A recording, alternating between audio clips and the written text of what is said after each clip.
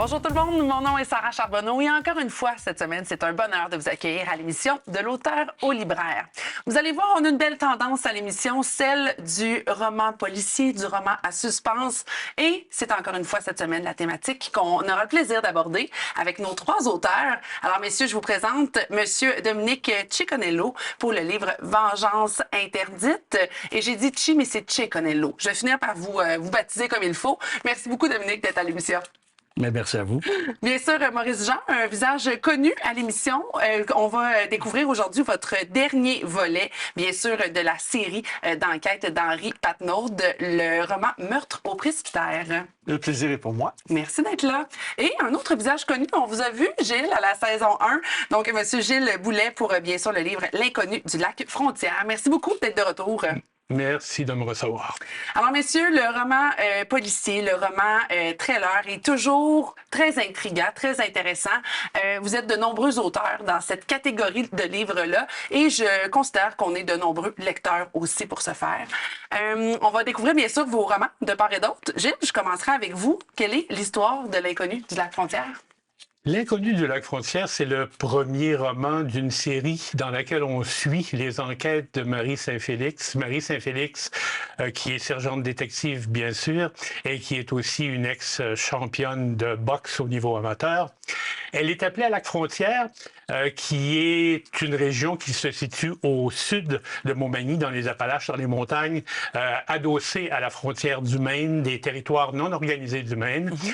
On retrouve là, dans ce qui est la source du fleuve Saint-Jean, le corps d'une personne qui est nue, donc impossible à identifier. Bien sûr, Marie est appelée et son enquête débute à ce moment-là. Qui est cette personne? Elle est nue, elle est dans le fleuve. Il suffit de trouver qui a commis ce meurtre et surtout pourquoi cet homme s'est retrouvé dans cette situation, avouons-le, un peu fâcheuse. Effectivement, on ne souhaite pas ça à personne, même à notre pire ennemi. On a hâte de découvrir la suite. De votre côté, j'imagine que Vengeance interdite, Dominique, on tombe dans un univers où quelqu'un va avoir à se venger. Je me trompe pas? Oui, j'ai toujours été inspiré des romans comme Le Comte de Monte Cristo où la vengeance avait quand même beaucoup de priorité. Mon personnage donc est dans un petit village de Saguenay-Lac-Saint-Jean, à Falardeau plus précisément, et il entend sonner à sa porte à 1h du matin. Ça insiste vraiment lourdement et donc il ouvre la porte et là il se fait agresser. Prend un coup de barre de fer sur la tête, il se retrouve dans le coma et à l'issue de ce vote de coma, on lui apprend que sa femme a été violée, tuée, donc il est désespéré qu'il ne le serait pas à ce niveau-là. Et un avocat apparaît 2-3 jours après qui représente une société secrète parallèle à la justice qu'il estime un peu parfois permissive ou un peu laxiste. Et donc ils lui disent qu'ils ont attrapé les personnes responsables de son malheur et qu'il peut se venger, mais à la condition qu'il devienne un mercenaire pour faire partie de cette société dont les membres ont subi les mêmes problèmes que lui et donc il va être obligé de remplir un contrat, d'avoir un certain nombre de personnes à éliminer avant d'en être libéré. Et tout se passe au Saguenay-Lac-Saint-Jean et comme moi je suis d'origine française et que j'adore cette région, j'ai voulu la mettre en évidence pour la faire connaître pour les Européens aussi que je côtoie encore, et surtout aussi pour les gens qui ne connaissent pas cette belle région. J'étais curieuse de savoir pour quelles raisons vous aviez décidé de mettre en lumière le Saguenay-Lac-Saint-Jean comme région. Et comme de fait, souvent on va dire qui prend Marie prend pays, mais pour vous, ça aura été le contraire. C'est ça. On va bien sûr découvrir un peu le processus le psychologique dans lequel votre personnage principal va s'immerger, va traverser. J'imagine que ça a été un beau travail, vous, en tant qu'auteur pour ce personnage-là. Absolument. De votre côté, Maurice, bien sûr, 5e volet de cette série de l'enquêteur Patnaud, 5e et dernier volet. Qu'est-ce qu'on met en lumière dans cette histoire-là? On retourne, Patnaud est jeune, il a 33 ans, donc on est 48 ans avant mes amis Facebook, qui est le plus loin. On est en 1963. Et pour moi, c'était important d'utiliser cette année-là, qui est une année quand même, il y a eu beaucoup de troubles politiques Au niveau au Québec. politique, effectivement, ouais. La naissance du FLQ, bref, il y avait beaucoup de données historiques qu'on n'apprend pas dans nos cours d'histoire. Puis je me suis dit, pourquoi ne pas faire un roman policier sur fond historique? J'aime beaucoup l'exercice. Je suis certaine que vous êtes prêté au jeu des recherches historiques aussi en lien avec ça. Le travail de recherche fait toujours beaucoup partie de votre travail, hein, Maurice? Tout le temps. Puis je dirais que dans celui-là, c'est beaucoup plus dur. On parle de 1963. L'Internet n'était pas très à la mode dans ce temps-là? L'Internet n'était pas à la mode, tout à fait. Juste pour donner une idée, comme travail de base, grâce à ce qu'on retrouve sur Internet avec la BANQ, j'ai lu la presse de 1963. Wow! Et j'ai lu la Gazette de 1963 parce que j'utilise le côté anglais, français de Montréal et les conflits, les manques de compréhension de ce que chacun vit aussi. Ah, c'est intéressant. On va bien sûr aller voir un peu toute la dynamique derrière vos personnages. Le côté de la personnalité, des traits de caractère m'intrigue un peu, je vais vous avouer, dans vos histoires respectives. C'est ce qu'on va découvrir au retour de la pause ensemble.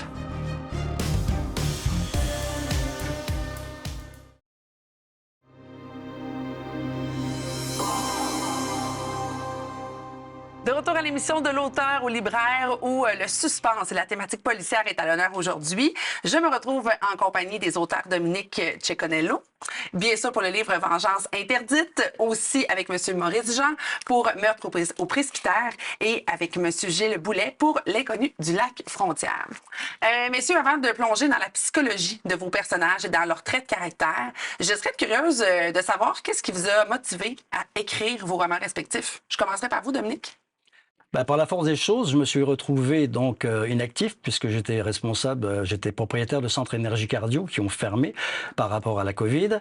Et donc, je me suis essayé à reproduire un fantasme parce que ça fait longtemps que j'avais l'envie d'écrire. Okay. Et donc, j'ai commencé et puis donc ça a fonctionné. En plus, donc, comme c'était une période quand même assez difficile dans la vie de beaucoup de personnes, donc comme peut-être beaucoup d'auteurs, je me suis inventé des amis imaginaires avec lesquels j'ai eu une interaction et puis c'est devenu... Et en fait, j'avais pas de plan de travail.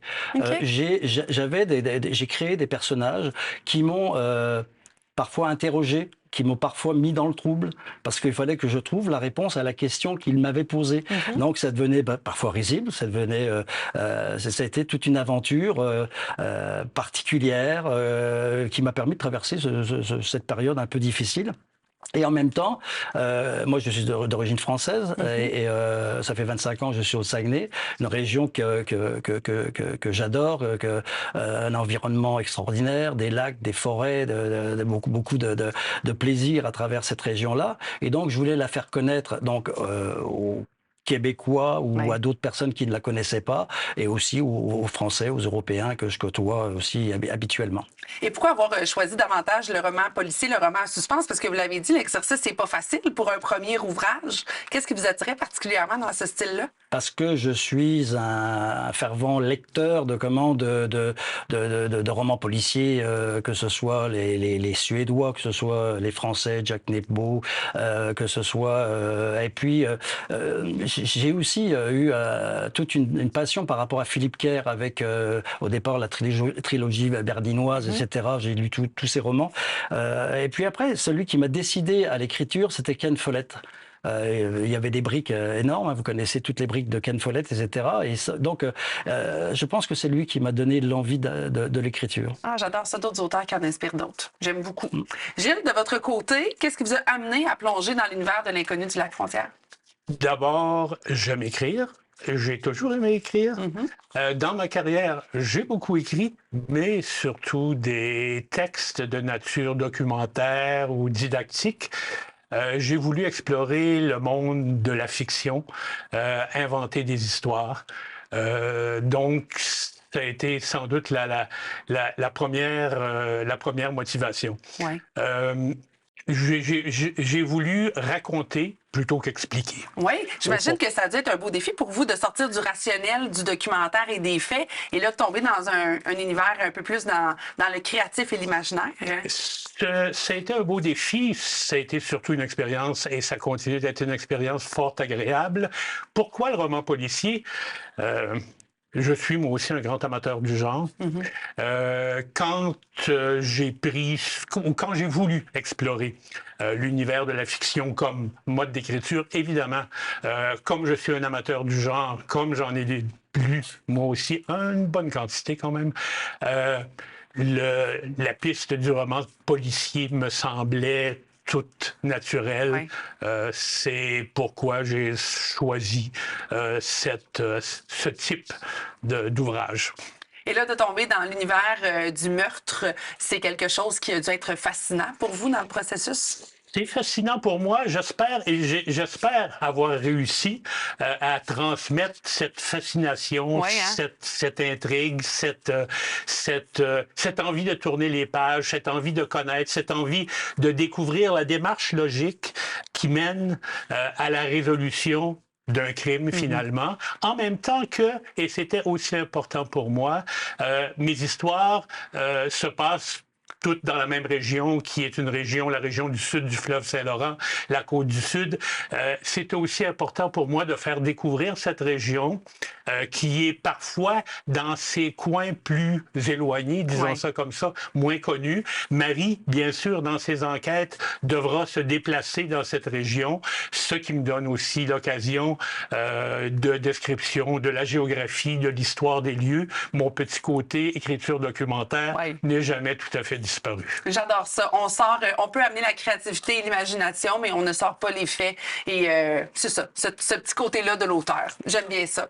De votre côté, Maurice, bien sûr, dernier volet de cette série-là. Le 5e. On revient, exactement, le 5e. On revient au centre-ville de Montréal. On était parti durant un certain temps en montagne. Mais là, on dit qu'on revient, mais il n'y a pas de continuité nécessairement entre... Il n'y a pas de continuité parce que, exemple, ce roman-là se passe en 1963. Les autres sont 70, 80, puis mes amis Facebook est 2011. Donc, c'est le même enquêteur, mais qu'on voit à différents moments de sa vie. Ouais. Je trouvais intéressant de finir la première série de 5, parce que probablement qu'il va en avoir une autre, mais je sais pas quand.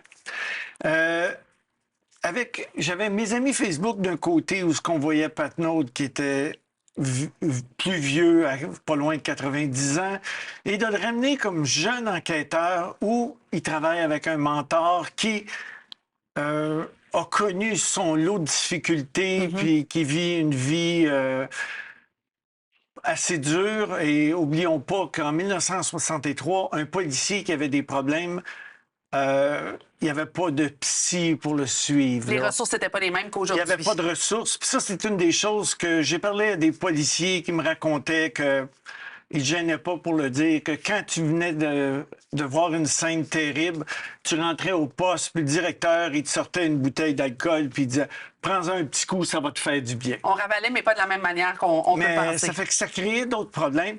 Puis ce que je voulais vraiment dans ce roman-là, j'ai toujours été un passionné de l'histoire et c'était d'être capable de plonger dans un Québec 1963, naissance du mouvement souverainiste, indépendantiste, naissance du FLQ. Et c'était de réussir à créer, le défi était vraiment de créer un climat tendu que le lecteur pourrait sentir la pression politique constante dans les gestes des policiers, les pressions qu'on avait. Le contexte politique aussi qui était là. Le contexte politique, le contexte anglophone, francophone, qui vivait dans des milieux totalement différents. Ça fait que c'est assez passionnant. Puis évidemment, le défi, c'est... les noms de rues ont changé, c'est plus... On a un petit exercice historique ici, là. Un exercice historique. Exemple, la rue Édouard-Montpetit ne s'appelait pas Édouard-Montpetit en 63. Et tout comme le boulevard René-Lévesque c'était pas René Lévesque. On le devine. J'imagine, on parle de cette période-là qui était une période de crise, disons-le comme ça. Votre personnage aussi va traverser une période de crise. J'imagine quand on se réveille d'un coma puis que notre femme, on apprend qu'elle a été victime de gestes très violents, qu'elle en est même décédée. On traverse une dynamique particulière. Gilles, de votre côté, la même chose aussi. Il y a eu un meurtre. On traverse plusieurs étapes psychologiques. Quelle est votre approche de part et d'autre sur cette psychologie-là que vous amenez pour vos personnages, sur leur trait de caractère? Comment on fait pour mettre ça en lumière? Ben, moi, personnellement, mon personnage qui s'appelle Alex Ceruti, c'était un enseignant d'histoire. Lui, il était bien tranquille, etc. Il n'était pas du tout préparé à ce genre de mésaventure. Ouais. Et donc, lui, sa vie va être complètement transformée, complètement chamboulée. En plus, donc, il connaît rien du tout à l'art de la guerre ou à l'art de la vengeance. On ne devient pas mercenaire comme ça, là. Et donc, il va avoir un formateur qui est plus jeune que lui, qui est plus dynamique, et donc il y a une amitié qui va donc à travers le désespoir, à travers une cause un peu particulière, il va y avoir une histoire d'amitié, mais à laquelle il va y avoir aussi une histoire d'amour qui va se greffer par rapport à ça. L'infirmière qui l'a assisté quand il était à l'hôpital, donc ils vont se retrouver sur les amis Facebook et donc ils vont entretenir une relation particulière et son formateur qui est devenu son ami aussi va avoir donc une amie, donc ils vont faire donc un quatuor explosif qui est donc il y a du désespoir, mais il y a de l'amour, il y a de l'amitié. Ouais. Essayer de trouver des cocktails un peu explosifs qui fassent passer aussi le message de cette vengeance, parce que j'estime que on parle toujours des criminels à qui on essaie de trouver des circonstances atténuantes, mais on parle pas toujours des victimes qui souffrent beaucoup par rapport à ce qui leur est arrivé. Au sentiment d'injustice aussi qu'on peut vivre dans ce temps-là. Puis j'imagine, vous, dans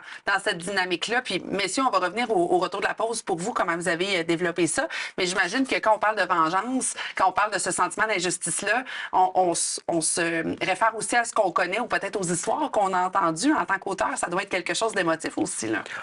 Oui, je pense que dans tout roman, c'est pas les messieurs qui sont à côté de moi qui vont me contredire. Il y a toujours un fond de nous-mêmes.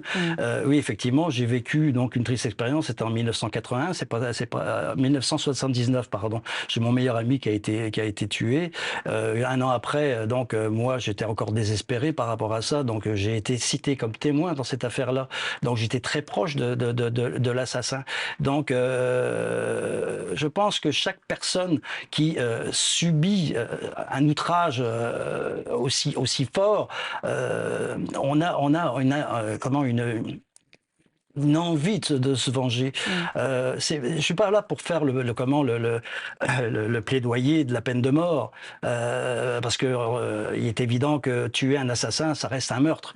Mais il appartient quand même à ceux qui ont subi ce genre de problème qu'on a envie de voir le salopard disparaître.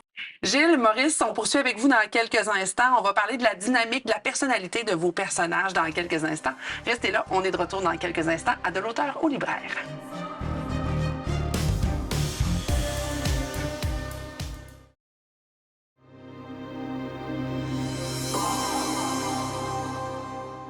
De retour à De l'auteur au libraire, Gilles, je poursuis directement avec vous. La psychologie des personnages, les traits de caractère, c'est toujours très intriguant pour le lecteur. J'imagine que pour l'auteur, on a quelque chose de bien plaisant pour vous d'œuvrer dans cet imaginaire-là. Bien sûr. Plusieurs des héros de romans policiers sont des inspecteurs, sont des détectives tourmentés, alcoolos avec différentes déviations. Pour Marie, je ne voulais pas ce genre de tourment. On ne voulait pas caricaturer. On ne voulait pas qu'elle soit alcoolo. La seule chose qu'elle boit et qu'elle aime beaucoup, c'est le pouilly. Un verre seulement. Marie est une personne rationnelle, organisée, froide, un peu cassante même. Donc, elle traîne ça de son passé parce qu'elle a grandi dans une famille où les échanges étaient vraiment limités au maximum. Elle est aussi quelqu'un de déterminé. On se rappelle que c'est une ex-championne de boxe amateur.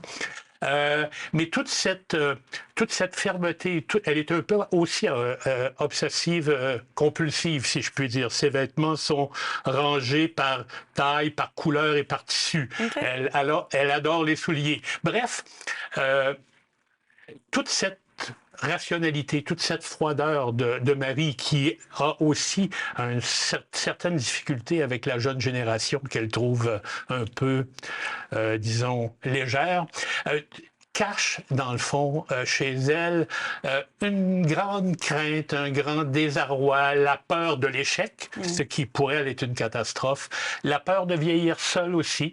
Marie est bisexuelle, elle a énormément de difficultés à établir des relations qui durent.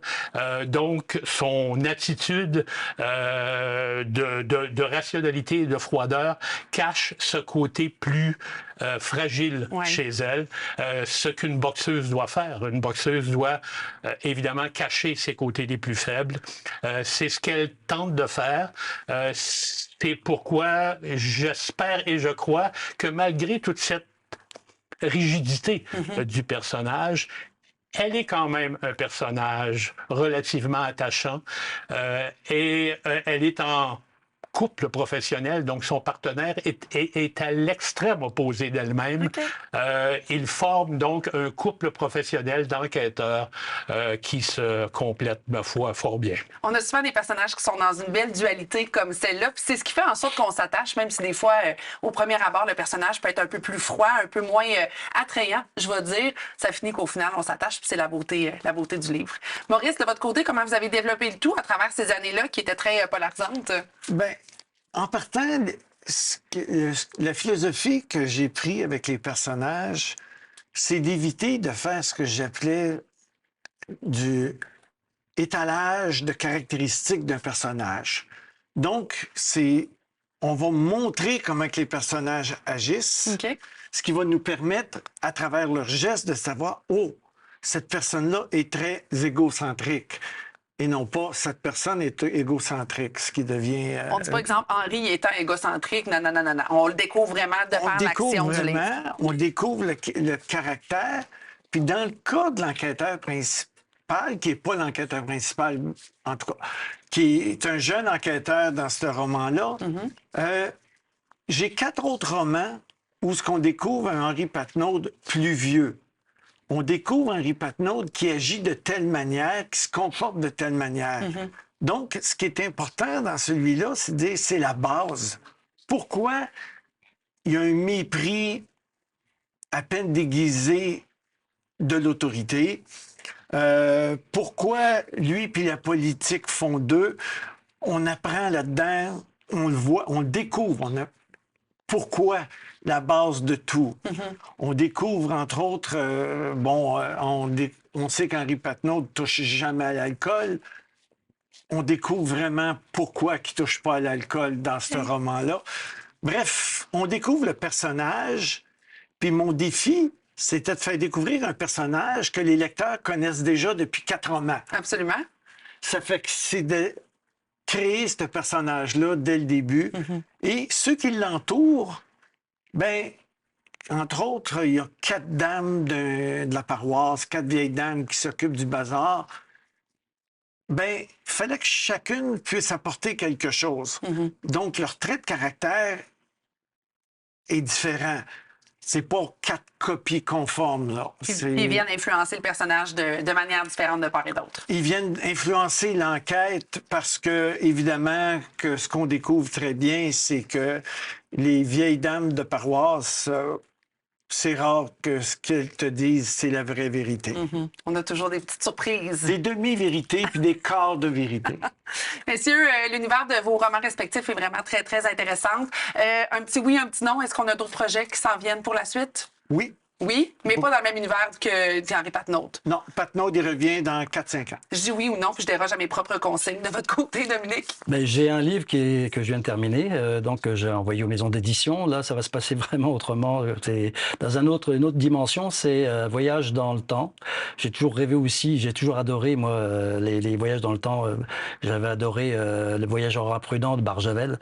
Et donc, c'est une histoire d'amour qui va se passer sur toile de fond 13e, 15e 16e, 18e, 19e siècle. Donc il y a énormément de recherches. Donc à chaque fois, ils vivent leur passion dans le passé parce qu'ils sont contemporains, mais avec 9 ans d'écart, et ils ne peuvent pas vivre dans le présent, donc ils ne peuvent se rencontrer que dans le passé. Ah, un bel exercice. Je vais être curieuse de découvrir la suite. De votre côté, Gilles, d'autres projets, j'imagine, d'écriture? La dernière fois où j'ai rencontré Marie, elle ne m'a absolument pas parlé de retraite. Non? Elle n'était pas là du tout? Non. C'est une bonne affaire. On est content, on l'aime bien, notre mari. Messieurs, je vous remercie beaucoup pour votre beau partage aujourd'hui. Je rappelle bien sûr le titre de vos livres. Dominique Cecconiello avec Vengeance interdite, Monsieur Maurice Jean avec Meurtre au presbytère et Monsieur Gilles Boulet avec L'inconnu du lac Frontière. Bien sûr, les 3 livres sont disponibles aux éditions Crescendo. Un petit clin d'œil sur Internet va vous permettre de voir la librairie où vous pourrez vous procurer ces livres. Bien sûr, moi, je vous dis déjà à la semaine prochaine pour d'autres belles découvertes de l'auteur au libraire.